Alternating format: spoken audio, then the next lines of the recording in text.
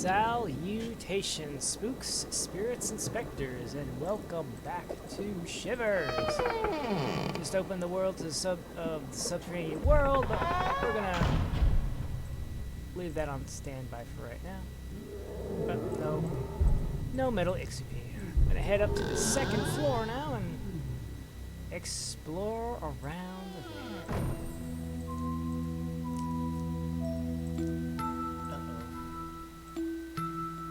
Very careful, because that chandelier is haunted by the crystal Ixupi. Where do I go? Oh, over here. Alright, welcome to Tombs and Curses. And what do we have here but a very familiar symbol? This is where the Ixupi all stayed. We have our story where the snake god sent his children to suck out the soul, offered his prayers, created the symbols, and then he trapped the Ixupi in here. Oh, I'm so sad. And then he buried them all, and that is the story. Oh, nice. You have a little skull thing going on.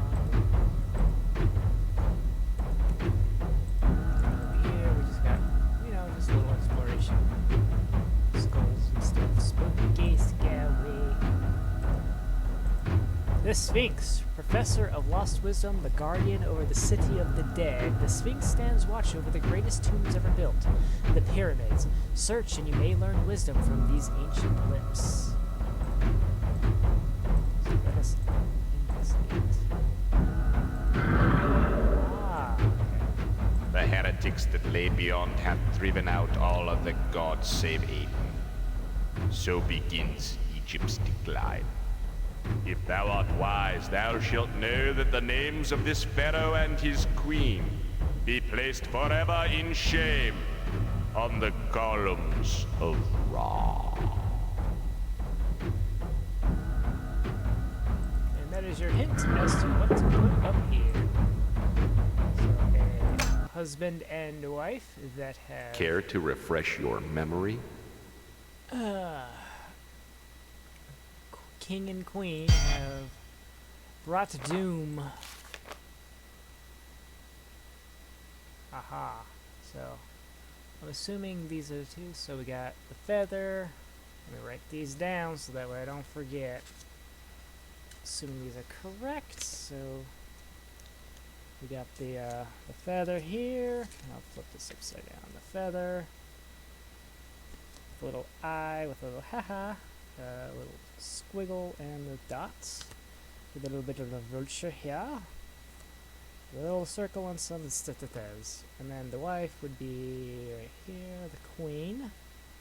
Have that little eye with the little two slashes, two feathers, and the little fishing man.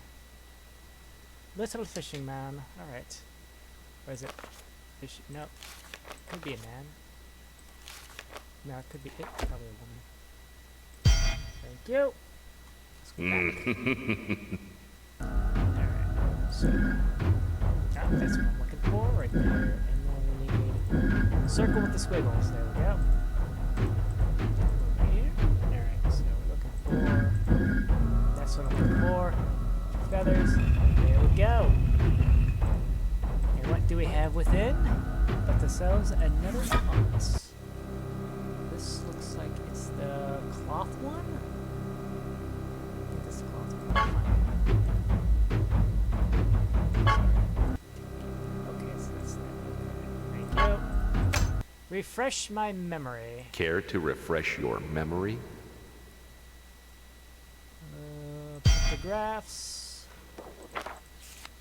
That one is... Ah! The tar one. Okay. I shall hold on to it. Well, I won't hold on to this. This guy's typically difficult to find. I think his actually thing is typically guarded by the cloth Ixupi. So, come back here. Curse of Anubis. O wretched soul who disturbs this eternal rest may exist in despair for all eternity. Anubis, chief deity to whom the prayers at an Egyptian burial are made, was the originator of embalming and funerary rites and used to invoke the curse of the tomb you are about to enter.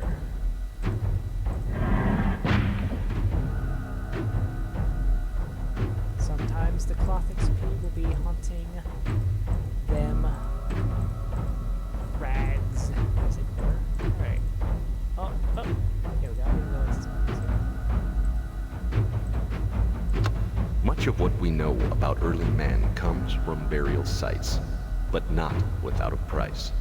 Eternal life was the sustaining ideology for many ancient cultures, and they went to great lengths to prevent their dead from being violated.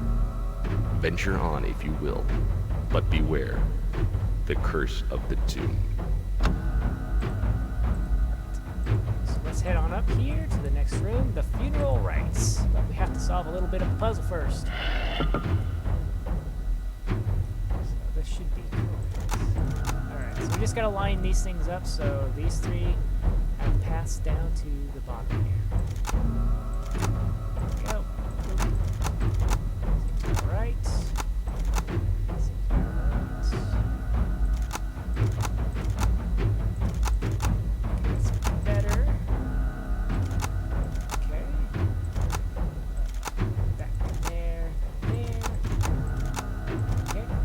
So far. And there we go. Marbles find their path.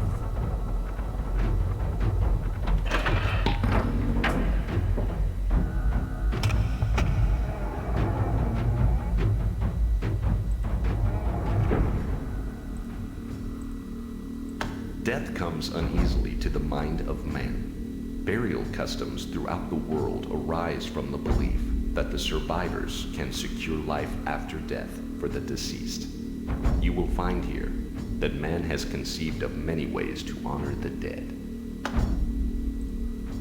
Many, many ways. Okay.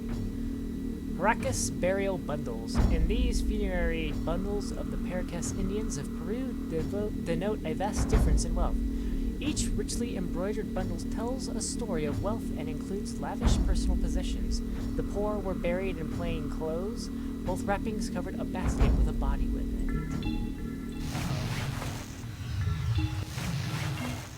Let us not stick around here because the cloth XP likes to hang out here. Norse burial ship. Men and women of wealth and position were given ship burials and were provided with food and armor for their trip to the underworld. That one I am familiar with. Ah, okay, so we got this guy here. I think he's supposed to be blue. Let's double check here. Care to refresh your memory? Let's see here. The brochure. Here we go. Viking bear, yep, it's blue. Okay, well, I'm just going to go ahead and write these down so that I don't have to keep referring back. So I have yet to do werewolf is red. Is red. Duros is yellow.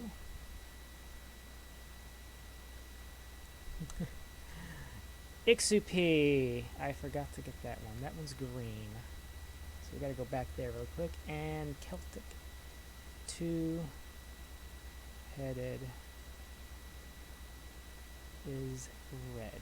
Alright, so I gotta head back over to the Ixupi exhibit to set that up properly. I do have this set up. Alright.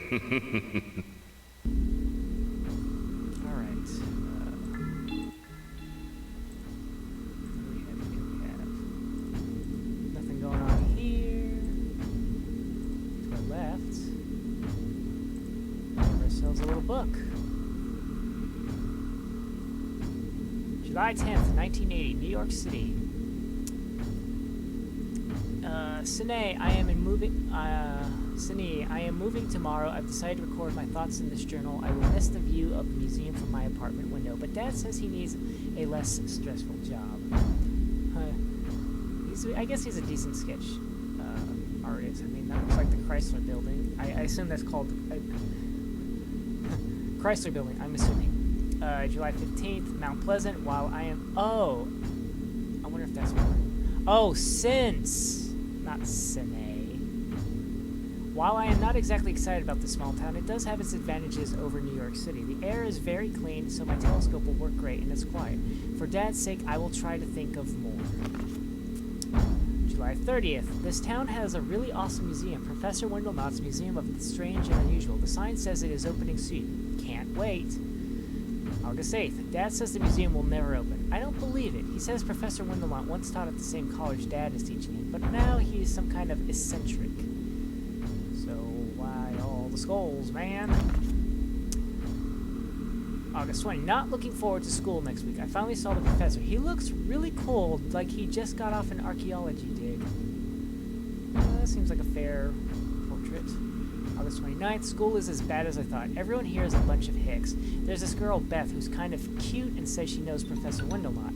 I'm not sure I believe her. Dad says he's a recluse and not likely to know a high school girl. I'm going to go ahead and finish reading Merrick's journal here, and then I'll bring the video to a close. September 7th. Turns out that Beth really doesn't know the professor, just a lot about him. She says he has some secret way to get into the museum, but nobody has figured it out yet. I followed him home from the post office yesterday and saw him go into the museum. She was right. He didn't go to the front door. He went to a gazebo and did something that made a little bridge come up, then crossed the bridge, then went into the ground. Cool! So I guess this is his diagram. This is supposed to be the museum, so he drew a little thing. He's like, oh, okay, so this is how we get. September 13th. Dad said I had to get a job. Bummer. He said kids in the small towns get in trouble without jobs, so I'm working at the bookstore. Good news. I followed the professor again and figured out the layout of the museum grounds. I think I could figure out how to get in. Beth has given me all sorts of advice. I think she likes me. She keeps hanging around. It's hard to follow someone else when you are being followed yourself. September 17th, I guess he assumed it was. Beth keeps hanging around. I hate it when Dad thinks she's my girlfriend. Invites her over for dinner. This job has turned out to be okay after all. I finally met the professor face to face. He came into the bookstore to see if we had a book on some African tribe. He seemed to recognize me. I asked him lots of questions. He was pretty cool, but secretive. He kept staring at me. He did say he was going to Africa tomorrow. With him gone, I'm going to try and get into the museum. I have most of it figured out. Should I get rid of Beth or take her with me? She is hard to get rid of.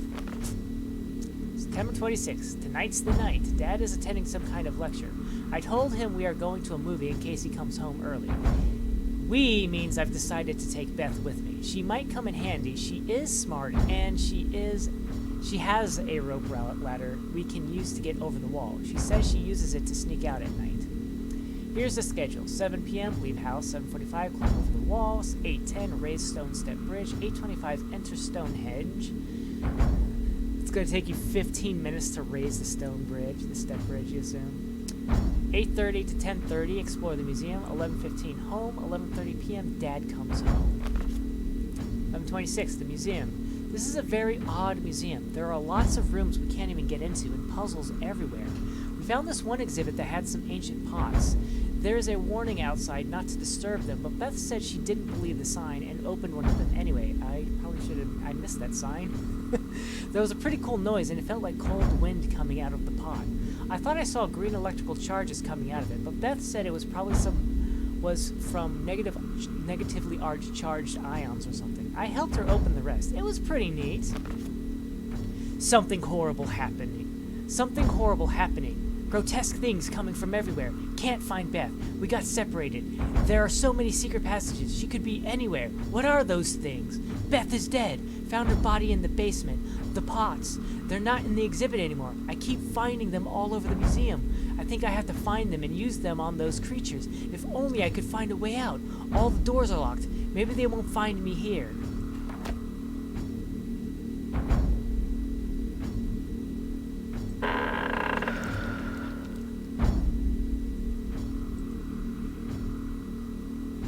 Alas, poor Merrick, you have been found.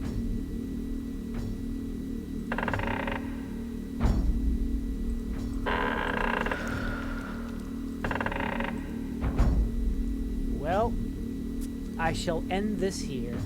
So until next time, thank you all very much for watching, and ciao for now. Ciao for now.